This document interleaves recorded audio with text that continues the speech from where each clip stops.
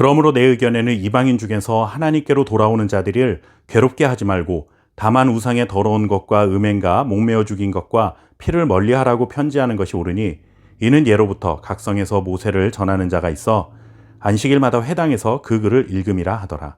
아멘. 이방인들이 구원을 받기 위해서는 할례를 반드시 받아야 하느냐, 그렇지 않느냐의 문제를 가지고 예루살렘 교회는 많은 논의를 거듭했습니다.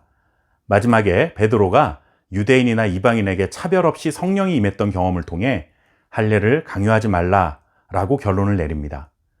베드로는 예수님의 수제자라 여겨집니다. 조금 쉽게 말하면 예수님의 가장 측근이라 할 수 있는 12명의 제자들 중에서도 예수님의 오른팔처럼 여겨진 사람이죠.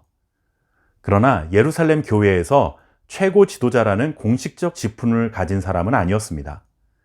말하자면 정신적 지주 정도로 이해할 수 있는 것이죠.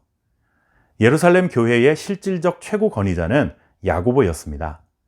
야고보는 예수님의 친동생이었고 무엇보다 예루살렘 교회의 감독직을 맡고 있었던 최고 지도자입니다.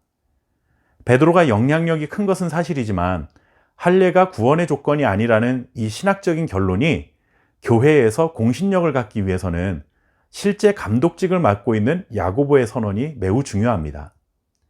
야고보는 베드로의 주장을 받아들였고 예루살렘 교회는 공식적으로 할례는 강요하지 않는 것으로 결론 내리게 됩니다. 그런데 야고보는 여기에 한 가지 덧붙입니다. 그렇게 하나님의 은혜로 구원을 받은 자들이 마땅히 살아가야 할 삶의 기준을 가지고 있어야 한다라는 취지에서 몇 가지 당부의 말을 전합니다.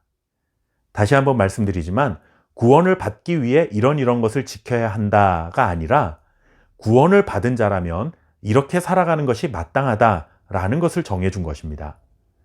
20절 말씀을 통해 확인할 수 있죠. 다만 우상의 더러운 것과 음행과 목매어 죽인 것과 피를 멀리하라고 편지하는 것이 옳으니. 예루살렘 교회에서 종교회의를 거쳐 교회의 감독인 야고보의 이름으로 모든 교회와 성도들에게 세 가지 중요한 지침을 편지로 전달합니다. 이 중에서 우리는 오늘 첫 번째 지침인 우상의 더러운 것을 피하라 라는 말씀의 의미를 함께 좀 나누고자 합니다. 우상을 피해야 하는 것은 당연한 일이지만 우상의 더러운 것을 피한다는 것이 무슨 뜻일까요?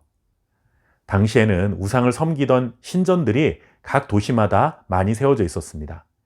그리고 신전에서 모시는 신들에게 제사를 드리며 바쳐진 고기들이 있었습니다. 그렇게 제사에 사용된 고기들은 후에 시장에서 거래가 되었죠.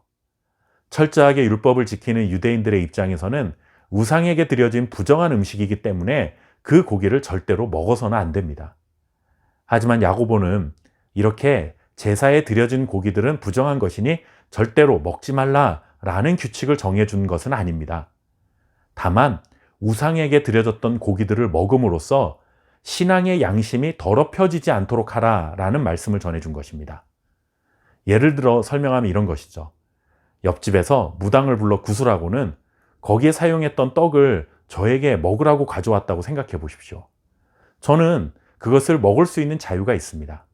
그것 때문에 제가 하나님의 자녀라는 신분을 잃어버릴 것이라는 염려는 없습니다. 그냥 맛있는 떡이다 생각하고 먹을 수 있는 거죠. 이것이 그리스도 안에서 누릴 수 있는 저의 신앙의 자유입니다. 그런데 교회를 이제 막 다니기 시작한 어떤 초신자가 구슬할 때 사용되었던 떡을 먹는 저의 모습을 보면서 아니 목사님이 저래도 되는 거야? 하며 시험에 들게 된다면 저는 그 형제를 위해 그 떡을 먹지 않는 것이 옳은 일입니다. 왜냐하면 제가 가진 신앙의 자유가 다른 사람의 신앙을 넘어뜨려서는 안 되기 때문입니다. 저에게는 먹을 수 있는 자유가 있지만 자유를 절제하는 성숙함을 통해 또 다른 영혼이 실족하는 일을 막는 것이 옳은 일입니다. 당시 교회는 모두가 초신자라고 할 수 있는 분위기였습니다. 그래서 야고보는 우상에게 드려진 음식으로 인해 서로 시험에 들게 하고 시험에 드는 일들이 생기지 않도록 하기 위해 이와 같은 지침을 준 것입니다. 구원은 곧 사탄의 종이라는 신분을 벗고 하나님의 자녀라는 자유인의 신분을 얻는 것과 같습니다. 그래서 우리는 자유한 몸입니다.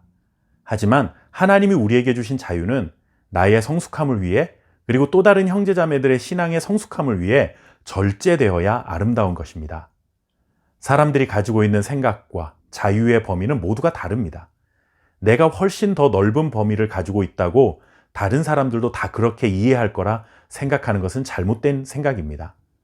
나의 자유가 다른 사람의 신앙의 양심을 더럽히는 원인이 된다면 절제할 줄 아는 성숙한 모습이 우리가 속한 공동체를 더욱 건강하게 세워가는 기회가 될 수 있습니다. 저와 여러분이 그리스도 안에서 자유하되 그 자유를 절제할 줄 아는 성숙한 그리스도인으로 살아갈 수 있기를 바랍니다. 감사합니다.